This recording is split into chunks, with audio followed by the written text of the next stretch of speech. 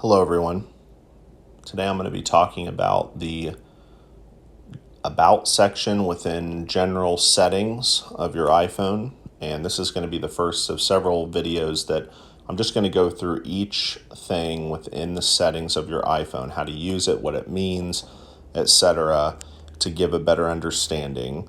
So I've already taken screenshots to aid in doing this just because some of the information's sensitive and I wanted to go ahead and black that out ahead of time. So I'll be going through a series of pictures, but more or less it'll show exactly what I'm talking about regardless.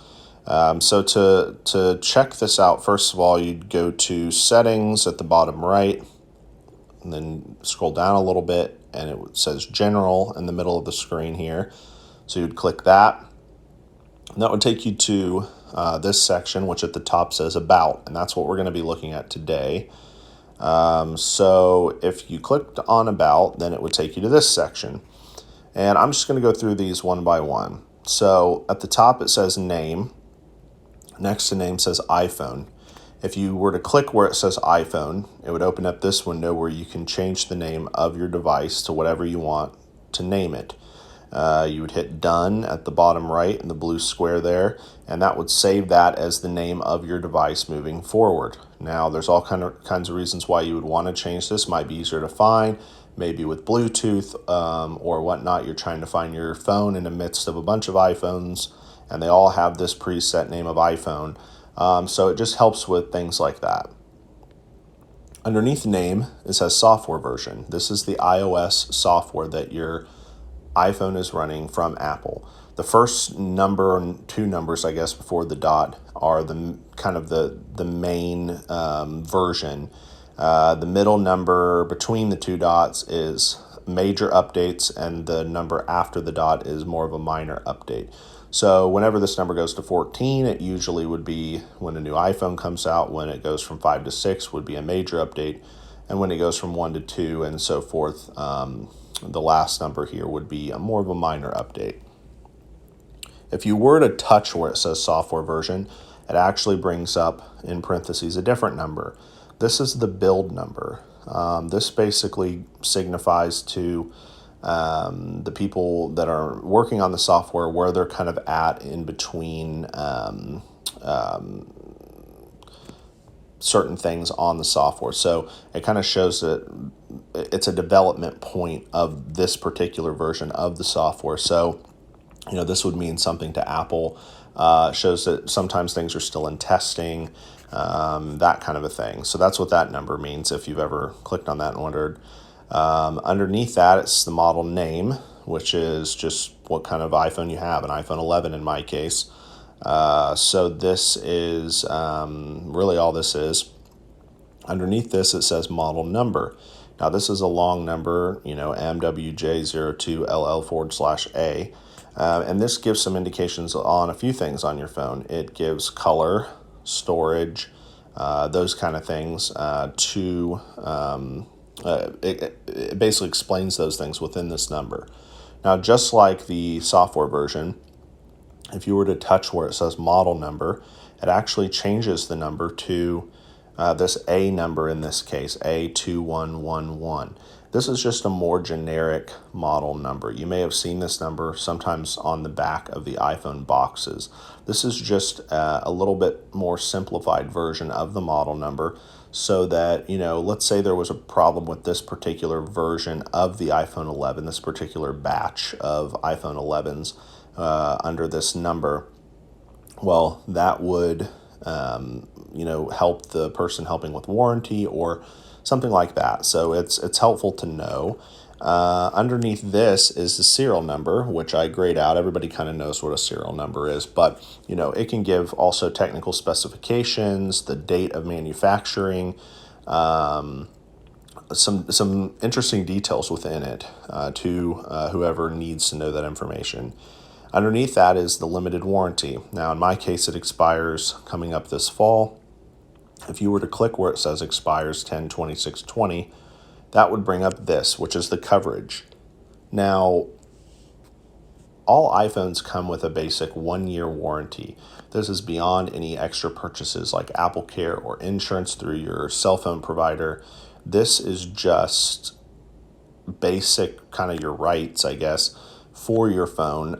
This would be stuff that's not caused by you. So if you were to cause physical damage or lose your phone or that kind of thing, that would have to be covered by Apple Care or through insurance through your cell phone provider. However, if your phone, let's just say, won't turn on for no reason at all and you've only had it a couple months, then the warranty would probably apply, almost certainly apply to your phone, and then Apple would replace that device for you. They handle all their own warranty claims, so if you try to go into a store to have that taken care of, they'll direct you to Apple. Now, other brands like Samsung, some of these others, can be handled at your cell phone provider, but for Apple, it cannot.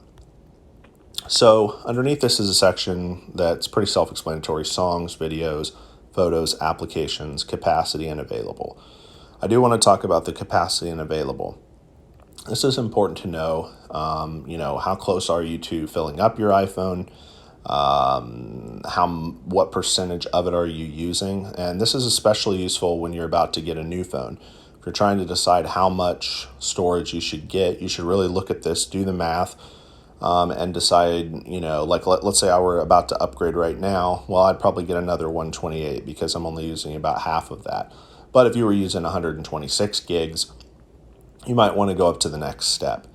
It's also helpful to save money. A lot of times people have more of a capacity than they really need on a phone. And I'm going to do a series of videos on saving money on your cell phone bill, since I was a consultant for several years. But that's one thing to keep in mind. Now, under that is the Wi-Fi address. This is really a MAC address. It tells you manufacturer details. It gives what's called a network interface card or a NIC. And this helps connect your iPhone, which is basically a computer, to the network. So it's just a way, basically a number to help connect for connectivity. Underneath this is Bluetooth, same thing, but for Bluetooth. So this helps let other devices know, how to send and receive info to your phone, et cetera, et cetera. It's more complicated than that for those two, but that's kind of the gist of it. Modem firmware that's the software that runs your modem. It's just the number, the version, I guess, of the modem firmware. So that's what that number is. Now, if we go down a little bit further in this section, you'll see some other names, numbers. Underneath modem firmware is what's called the SEID. So if you click on that little symbol next to the SEID, that'll actually open up this very long number. This number has to do with the Apple Pay system, the contactless payment, and some security features as well. I believe this is the longest kind of identification number that your iPhone has, or one of them, but that's basically what that number is used for. Underneath that, you'll see the EID. This stands for Embedded Identity Document. Some of these watches nowadays, for instance, have a digital SIM card, not a real physical SIM card, but a digital SIM card. So this EID it's kind of an identifier. It helps with digital SIMs and that kind of a thing. So that's pretty much what that is for. Now, underneath this, you'll see a section, network, which, is what carrier you have, AT&T in my case.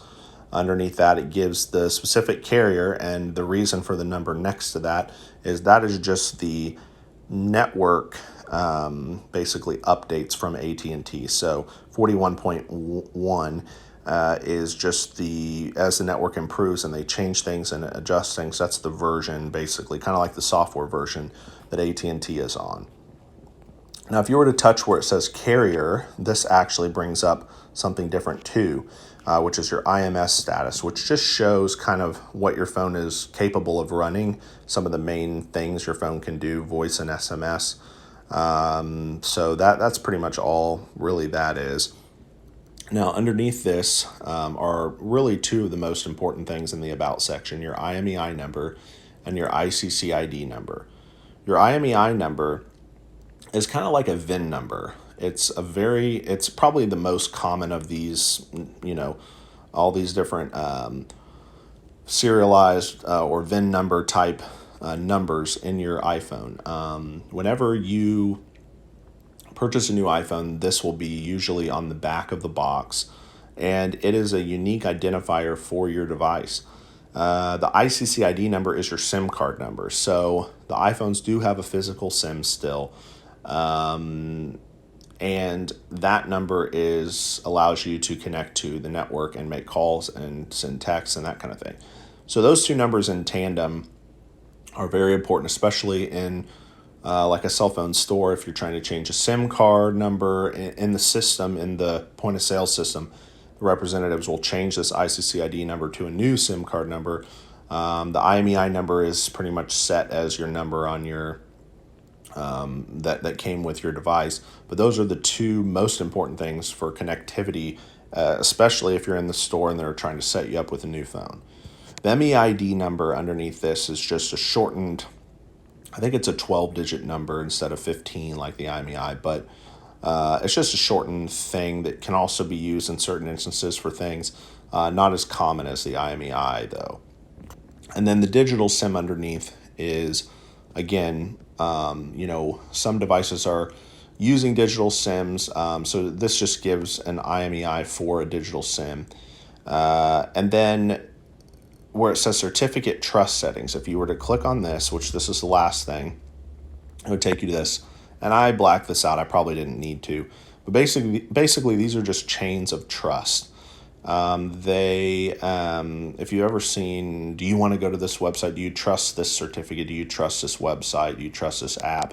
It's just a way to protect you from, intrusion, spammers, virtual private networks, VPNs that are unsecure, all those kind of things. So this just gives the version numbers for Trust Store and Trust Asset. If you were to click on that link, it explains a little bit more, but it's pretty technical. But really, that's the gist of it. It's just a chain of trust, as they call it. So sometimes you'll hear it talked about as root certificates, but that's pretty much what that is. So yeah, that's the About section within settings on your iPhone. I'll definitely, like I said, be making more videos about iPhone settings. And also, like I said, I'll be making some videos on how to save money on your cell phone bill. I hope that has been helpful.